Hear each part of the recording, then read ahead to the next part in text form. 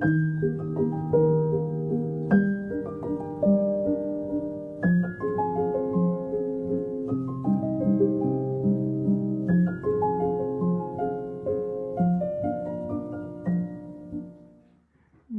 à tous, aujourd'hui on se retrouve pour une nouvelle vidéo et je vais vous montrer comment faire de bonnets comme ça, côtelés.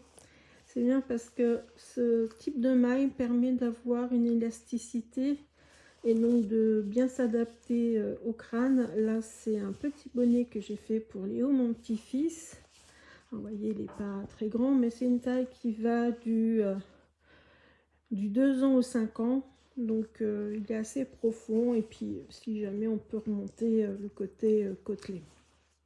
Donc pour ça on va avoir besoin d'une laine. Là c'est une laine que je retrouve le papier, c'est une laine qu'on m'a offert et qui a été achetée chez Action, et c'est du coton.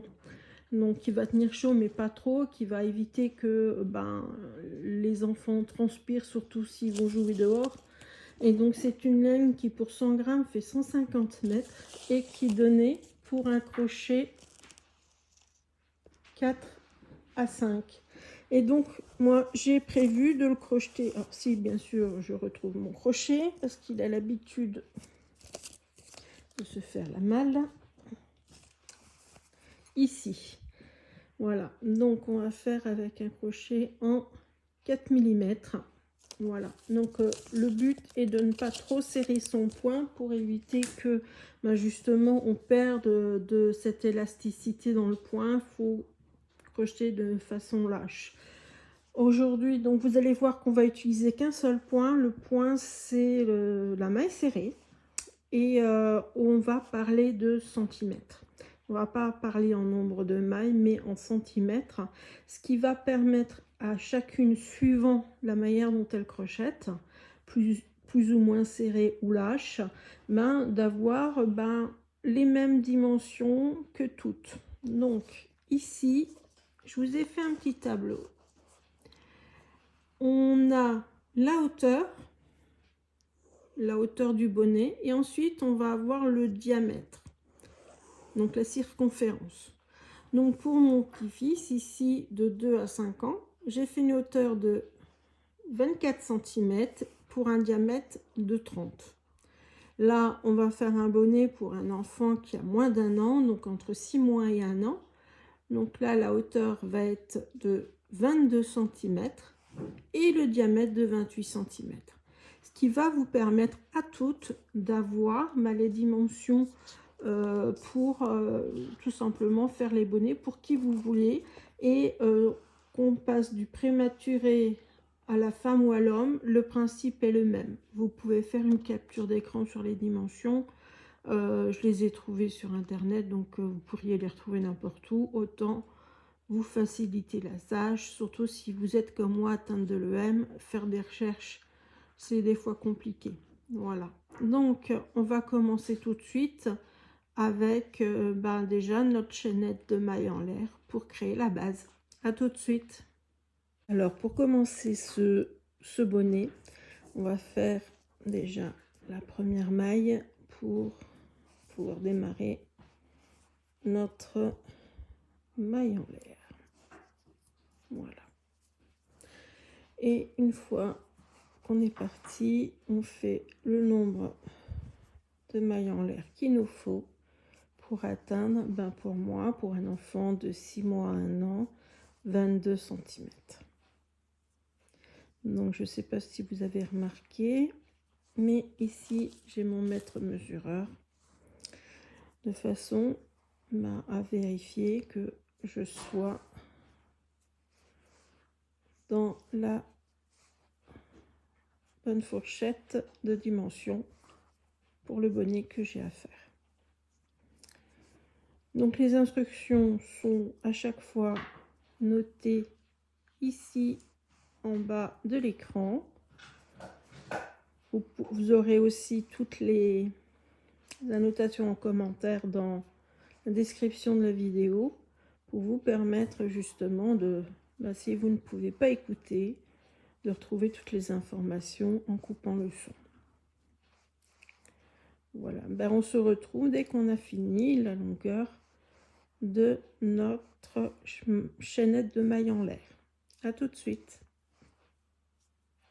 Alors on a fini notre chaînette de mailles en l'air et comme vous pouvez le voir, j'ai posé mon travail à côté de mon mètre ruban pour que l'on puisse avoir la dimension sans tirer sur notre travail. Sinon, c'est sûr qu'on va prendre du centimètre, mais c'est ce qui va aussi enlever de l'élasticité à notre travail. Donc, on pose juste à côté du mètre ruban et on voit que j'ai atteint les 22 cm.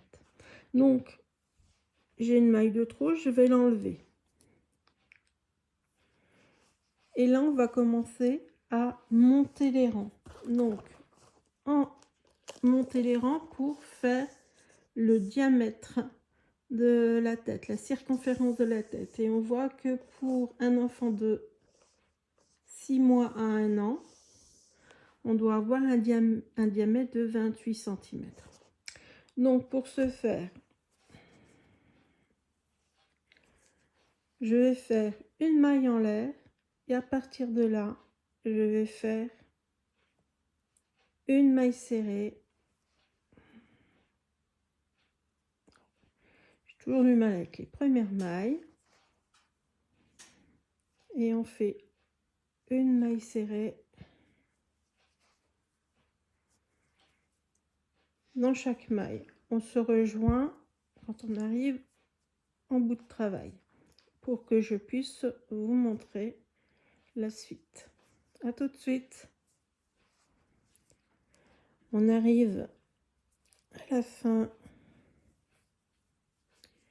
de notre première série de mailles. Donc là, je fais ma dernière maille serrée. Je fais une maille en l'air et je tourne le travail.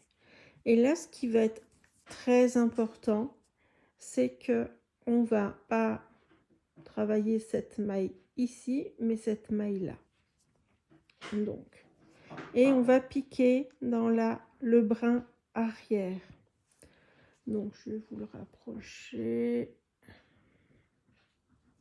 Vous puissiez bien voir. Donc, on va travailler dans ce brin là, ici, de façon, c'est ce qui va en fin de compte nous donner cet effet côtelé. Donc toujours sur le brin arrière. On ne traverse pas la maille complète comme ceci. Ça, on le fait pas. On va vraiment prendre que le brin arrière. Voilà. Et on fait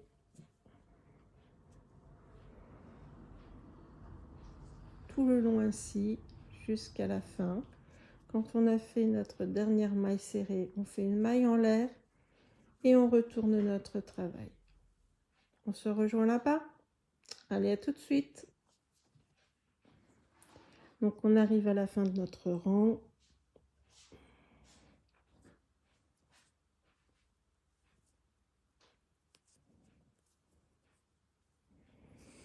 Je fais ma maille en l'air, je tourne le travail. Là, je vais réduire un petit peu pour que vous puissiez voir. Donc là, je vais entamer ici. Voyez, et si on regarde, on commence à voir le motif qui va être celui-là, il est légèrement décalé. Donc là, je reprends mon travail. Une fois que j'ai tourné, je vais piquer ici dans le brin arrière. Et hop, je fais ma rangée de mailles serrées.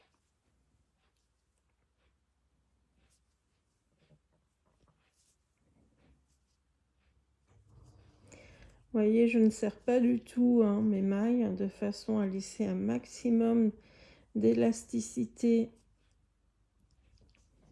dans la confection. Il faut dire que cette Cette laine n'est pas vraiment l'idéal, hein. Elle n'a pas de, comme c'est un coton, il n'a pas vraiment d'élasticité dans la fibre, alors qu'une laine animale, une laine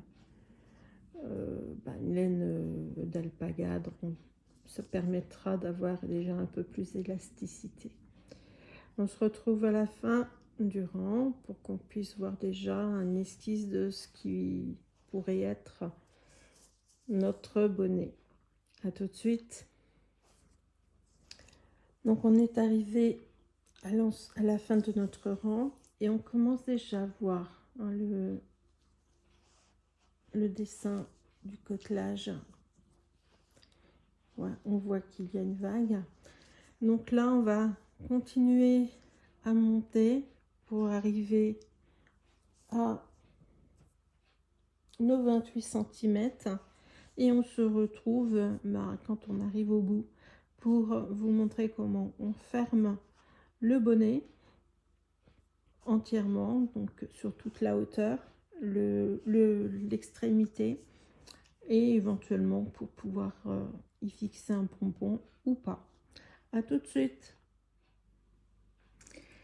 Alors là on a fini de faire le diamètre, donc on va maintenant refermer sur la hauteur du bonnet pour pouvoir ensuite faire le haut. Donc vous avez eu l'habitude, hein, donc on fait une maille en l'air, on tourne. Donc là également on va tourner notre travail et on va travailler toujours dans la maille arrière, d'accord. Seulement là on va prendre de l'autre côté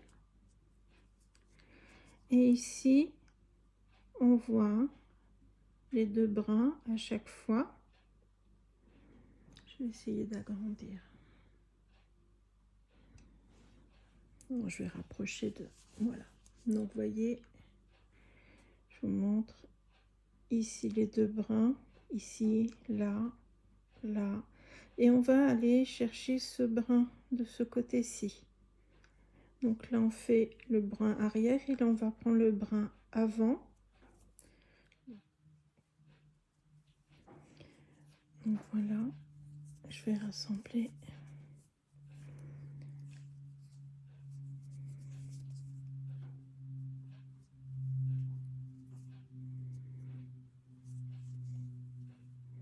Et là, je fais une maille coulée.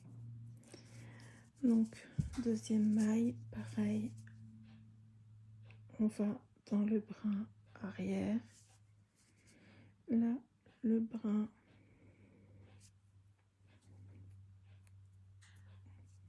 avant.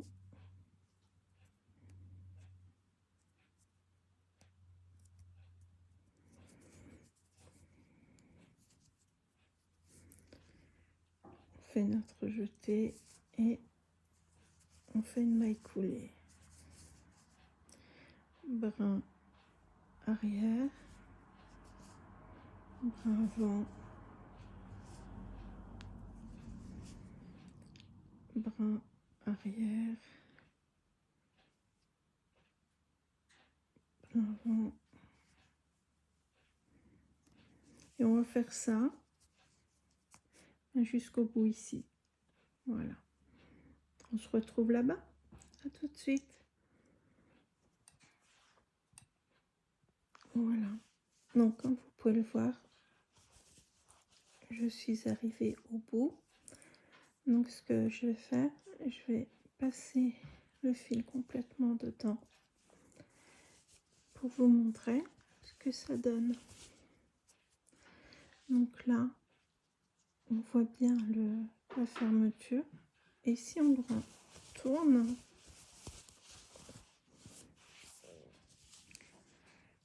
la fermeture est beaucoup plus discrète.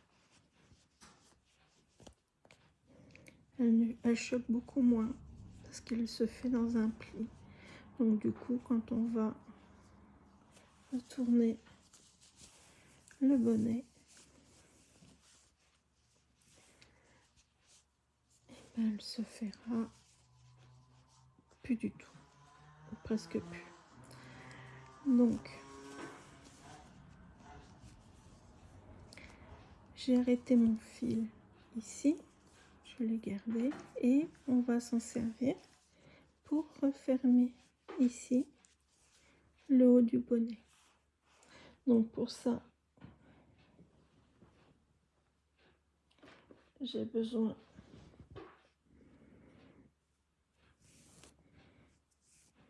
d'une aiguille à laine. Voyez, elle est bien grosse. Alors, et ce qu'on va faire,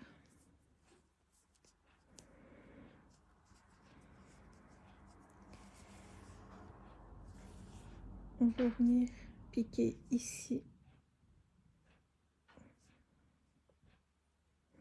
juste ici, là, et on va serrer à chaque fois bien fort.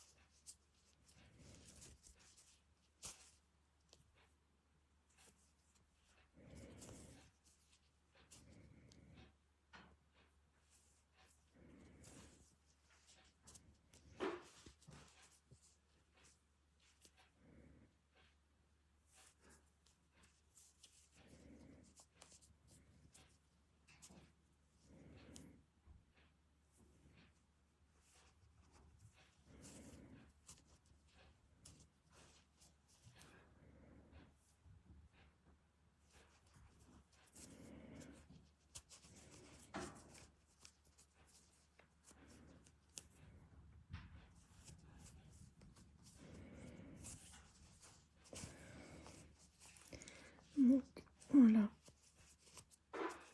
Donc comme vous pouvez le constater, eh ben, ça laisse un trou. Donc là, on va coudre de façon à rapprocher les bords les uns des autres.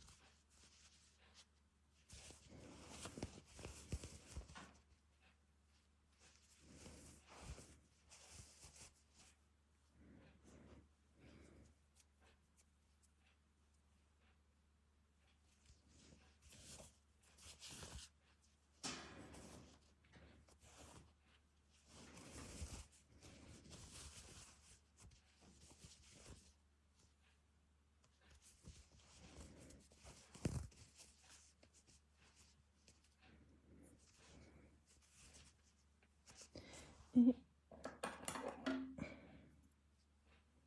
on va le couper. Très rare. Ensuite, ce petit bout de fil qui nous a aidé à démarrer le bonnet. On ne le coupe pas, on va le rentrer.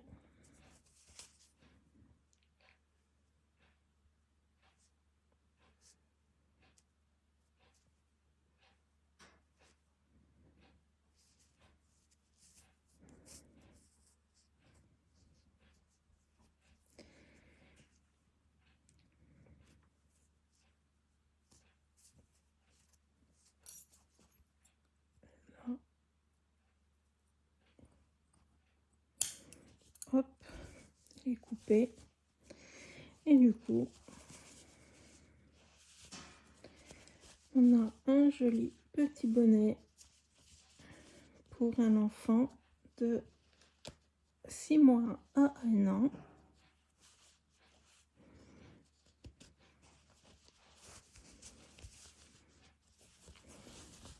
Et qui a quand même une élasticité. Voilà.